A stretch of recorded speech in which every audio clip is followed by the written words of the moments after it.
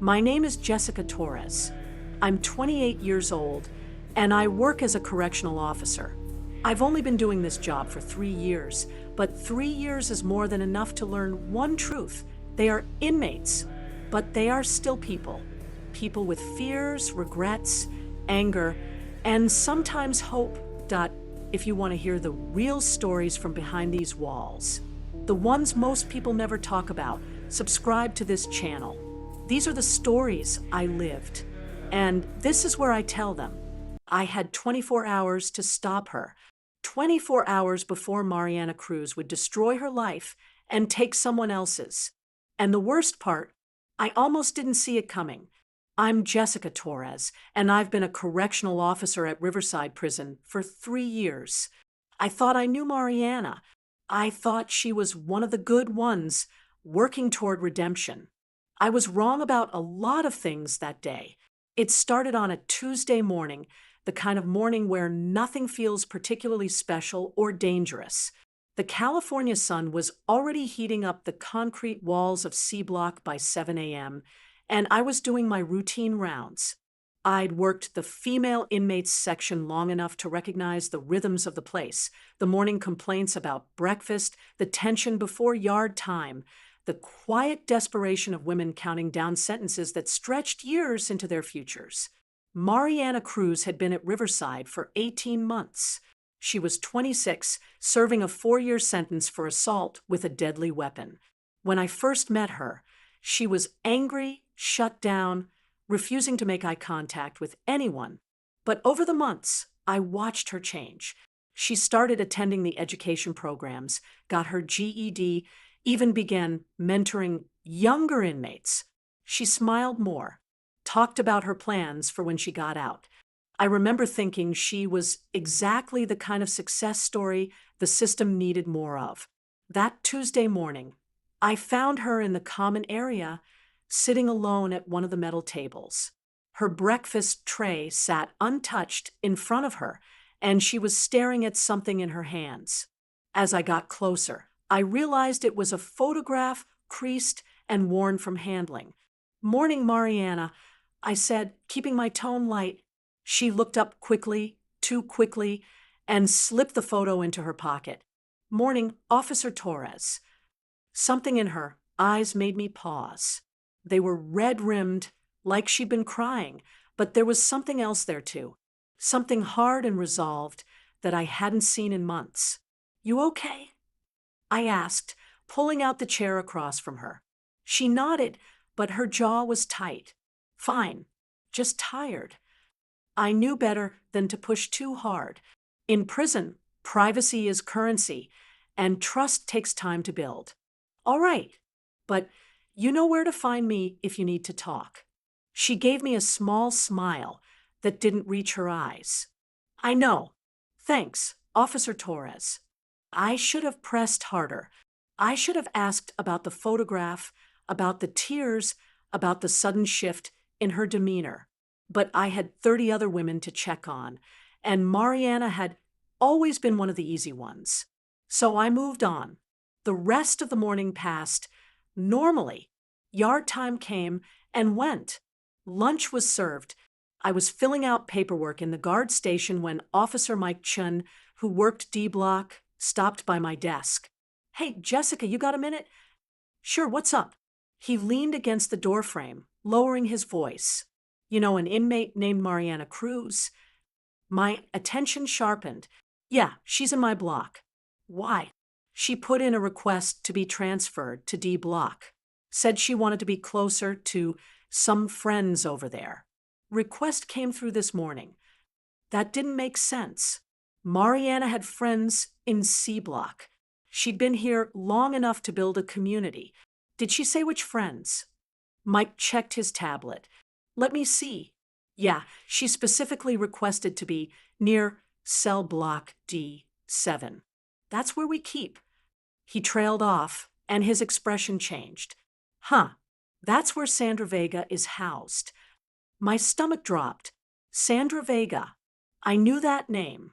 Everyone at Riverside knew that name. Sandra Vega was 34, serving 20 years for manslaughter. She'd been a gang enforcer on the outside, with a reputation for brutality that followed her inside. But what made my blood run cold was the connection I suddenly remembered. Mariana Cruz had been arrested after an incident at a nightclub in East LA. The victim in that assault had been Sandra Vega's younger sister, who'd ended up in intensive care for 3 weeks. I stood up so fast my chair rolled backward. When was the transfer approved? It goes through tomorrow morning. Why? Is there a problem? But I was already moving, heading back to C Block, my mind racing. Mariana hadn't changed. She hadn't reformed. She'd been planning something, biding her time. And now she wanted to be transferred right next to the woman whose sister she'd nearly killed. I had no idea what I was about to discover. I found Mariana in her cell, lying on her bunk with her arm over her eyes. The cell was neat, almost obsessively so. Books stacked precisely on the small shelf. Uniform folded at the foot of her bed. But as I looked closer, I noticed things that hadn't registered before. A toothbrush with the handle sharpened to a point, wrapped in tape and hidden beneath her mattress. I could see just the edge of it poking out. Commissary items: soap, deodorant, instant coffee, arranged in a specific order that suggested they'd been counted, inventoried, prepared for something. Mariana, I said quietly, we need to talk. She didn't move her arm from her eyes. About what? About Sandra Vega. Now she sat up, and the look on her face confirmed everything. There was no surprise, no confusion, just a cold, calculating assessment of whether I was a threat to her plans. I don't know what you're talking about, she said. I stepped into the cell, keeping my voice low so the other inmates wouldn't hear. You requested a transfer to D Block, to be near Sandra Vega, the woman whose sister you put in the hospital. That was self-defense, Mariana said flatly. Her sister came at me, with a bottle. I'm not here to retry your case. I'm here because I think you're planning something, and I need you to stop.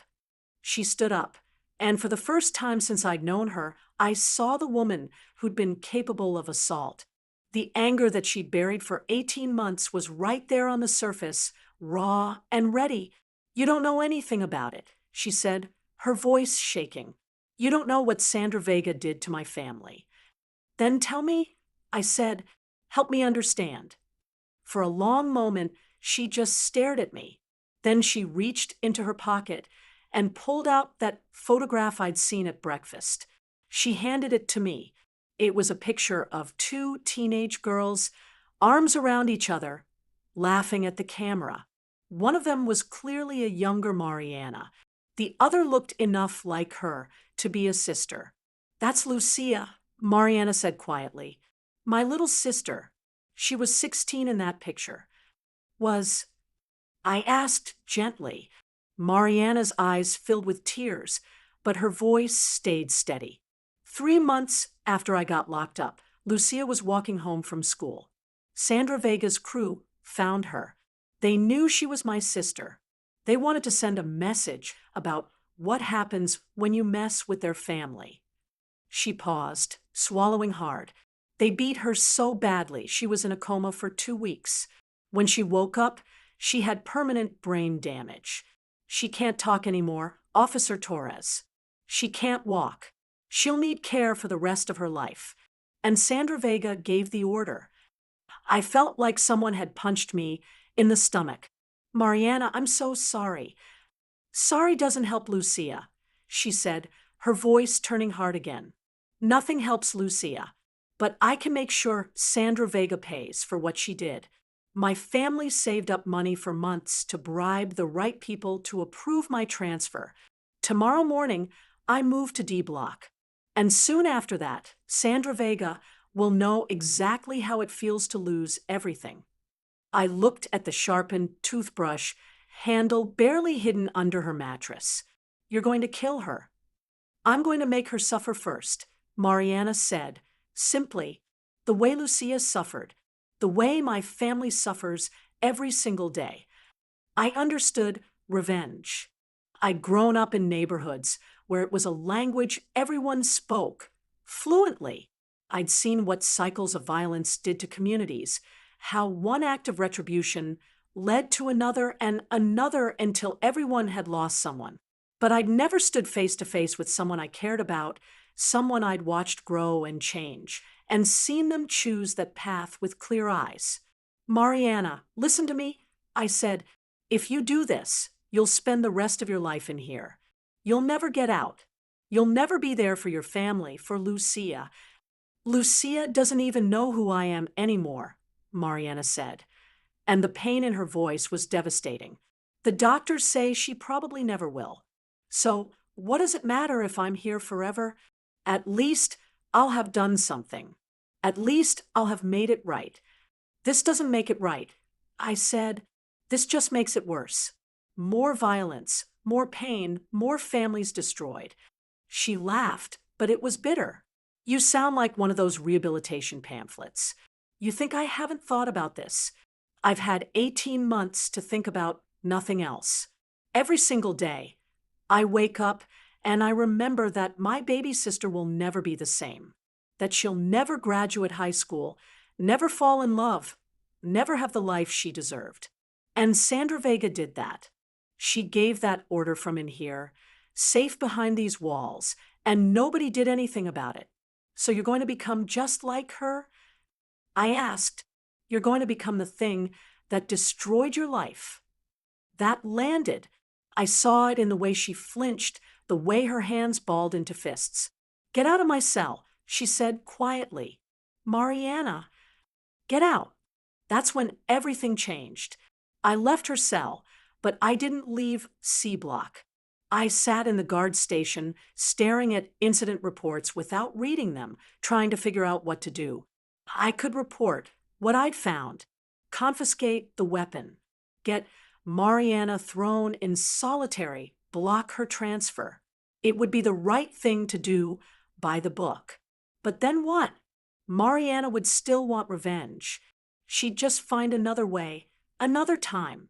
And Sandra Vega would still be the woman who'd ordered an attack on a 16-year-old girl with no consequences beyond her existing sentence. I thought about my own family, about my younger brother who'd gotten mixed up with gangs when he was 15. I'd been in college, studying criminal justice, believing I could change the system from inside. But when my brother got shot in a drive-by retaliation, when he spent months in physical therapy learning to walk again, I'd understood the pull of revenge, that visceral need to make someone pay, to balance the scales of injustice with your own hands. I'd chosen a different path. I'd become a correctional officer, told myself I was making a difference. But sitting there in that guard station, I wondered if I was just fooling myself. How many Marianas had I seen come through Riverside? How many lives destroyed by poverty, violence, lack of opportunities? How many women locked in cycles they didn't know how to escape? My radio crackled. Torres, you there? I picked it up. Yeah, I'm here. Got a situation in the medical wing. Need backup. On my way. The situation turned out to be nothing serious. An inmate having a panic attack, refusing treatment. By the time I got back to C Block, it was almost dinner time. The block was loud with the usual evening chaos, women shouting between cells, the clang of metal trays being distributed. I went straight to Mariana's cell. She was sitting on her bunk, that photograph of her sister clutched in her hand, staring at it like it might offer answers. I need to tell you something, I said from the doorway. About Sandra Vega. She looked up, wary. What about her? She's got terminal cancer. Stage 4. The prison medical staff found out last month. She's got maybe 6 months, probably less. I watched the information land, watched Mariana's face go through a series of expressions. Disbelief, anger, confusion. You're lying, she said finally. I'm not. I can't show you the medical records, but you can ask around D Block. It's not exactly a secret over there. So what? Mariana's voice was rising. She still needs to pay. She still needs to. She's dying, Mariana, in pain, slowly losing everything. If you kill her, you're just speeding up what's already happening. And you'll throw away any chance you have at a life after this. She took away Lucia's chance at a life. I know, I said quietly, I know it's not fair. Nothing about this is fair. Your sister deserved better. You deserve better. But, Mariana, I've seen how this ends. I grew up watching people choose revenge over everything else. My own brother almost died because of it, and it never makes things better. It just multiplies the pain. She was crying now, really crying, her whole body shaking with sobs that had been building for months. I don't know what else to do, she said between gasps. I don't know how to live with this. How to wake up every day knowing that woman is breathing and Lucia isn't really alive anymore. I did something I probably shouldn't have done. I stepped into her cell and sat down next to her on the bunk. In the prison system, we're taught to maintain distance, to never get too close to inmates. But sometimes the rules don't account for the reality of human pain. You live with it by being there for Lucia. I said, by getting out of here in 2.5 years with a clean record and being the sister she needs. You live with it by not becoming the kind of person who destroys lives. You live with it by choosing to be better than Sandra Vega, not by becoming just like her. It hurts so much, Mariana whispered. I know, and it's going to keep hurting. But killing Sandra Vega won't make it hurt less. It'll just add more weight to what you're already carrying. We sat there for a long time, Mariana crying and me just being present, letting her feel what she needed to feel. The dinner trays came and went. The evening count was called. The lights would be going down soon. Finally, Mariana wiped her eyes and looked at me. What do I do now? First, you give me that sharpened toothbrush. I said, then you cancel your transfer request. Then you go back to doing what you were doing, getting your education, planning for your release, being the person Lucia would be proud of. And Sandra Vega just gets away with it. I thought about that. No, she's dying, Mariana, badly, and she's going to die in here, alone, with the weight of all the terrible things she's done. That's her consequence. It's not what you wanted, but it's something. Mariana reached under her mattress and pulled out the weapon. She held it for a moment, and I tensed, not sure what she would do. Then she handed it to me. Okay, she said softly. Okay. I took the sharpened toothbrush and stood up. I'm going to check on you tomorrow.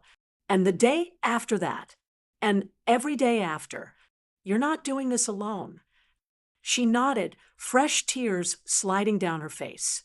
Officer Torres, thank you for seeing me, for giving me a chance to choose something different. That's what I'm here for, I said, and I meant it. The next morning, Mariana formally withdrew her transfer request. I filed a report about the contraband weapon, but I wrote it in a way that resulted in a warning rather than solitary confinement. I also did something I'd never done before. I reached out to a victim's advocate I knew on the outside, someone who specialized in helping families affected by violent crime. With Mariana's permission, I connected them with her mother, got information about programs that might help with Lucia's ongoing care. It wasn't justice, not in the way Mariana had wanted it, but it was something. It was a choice to move forward instead of backward, to build instead of destroy. 3 weeks later, I heard that Sandra Vega had been transferred to the medical wing full-time. The cancer was progressing faster than expected. I didn't tell Mariana. I figured she didn't need to know, didn't need to be tempted to find some satisfaction in Vega's suffering. But 2 months after that, Mariana came to find me during my rounds. Officer Torres, she said, I heard about Sandra Vega, that she's really sick. Yeah, I said carefully. She is. Mariana was quiet for a moment. Then she said, I've been thinking about what you said, about choosing to be better. And I think I think I want to write her a letter. A letter, not to forgive her or anything like that. I don't think I can ever forgive her, but maybe to tell her that I'm choosing not to continue the cycle. That even though she destroyed my family, I'm not going to destroy myself by becoming like her. I don't know. Does that sound crazy? I thought about it. No, I think it sounds like strength. Like real strength, not the kind that comes from violence. She nodded slowly. Will you help me? I'm not good with words. Yeah, I said. I'll help you. We worked on that letter over several days. It was hard for Mariana, putting her pain into words without letting it consume her. But she did it. And when it was finished, we sent it through the proper channels to Sandra Vega. I don't know if Vega ever read it. I don't know if it made any difference to her at all. But I know it made a difference to Mariana. I could see it in the way she carried herself afterward, like she'd put down a weight she'd been carrying since the day her sister was attacked. Sandra Vega died 4 months later. There was no fanfare, no dramatic ending, just another death in a system that sees too many of them. I told Mariana when it happened, expecting it to bring up complicated feelings. Instead, she said something that surprised me. I'm glad I didn't kill her. I'm glad that when I think about her now, I can remember that I chose to be better. That's mine. She can't take that away from me. Today, Mariana Cruz has 17 months left on her sentence. She's working as a tutor for other inmates, helping women prepare for their GED exams. She talks to her family every week, makes plans for when she gets out. She wants to go to college, maybe study social work, help other families navigating the aftermath of violence. Sometimes I think about that day in her cell when I found the weapon and realized what she was planning. I think about how close she came to throwing away everything. And I think about how sometimes the most important thing we can do is help someone see that they have a choice, even when it feels like they don't. This job has taught me a lot about the prison system, about justice and rehabilitation and punishment. But the most important lesson came from Mariana. The lesson that choosing not to cause harm, when every fiber of your being wants revenge, is one of the hardest and most important choices a person can make. The system isn't perfect. It failed Mariana's sister. It fails a lot of people, but that doesn't mean we have to fail each other. That doesn't mean we can't choose something better, even when better is harder than revenge could ever be. I still carry that sharpened toothbrush in my desk drawer. Not as evidence. I filed that report long ago. I keep it as a reminder that every person in this place, whether they're wearing a uniform or an orange jumpsuit, is capable of change, capable of choosing hope over hatred, capable of being more than the worst thing that ever happened to them.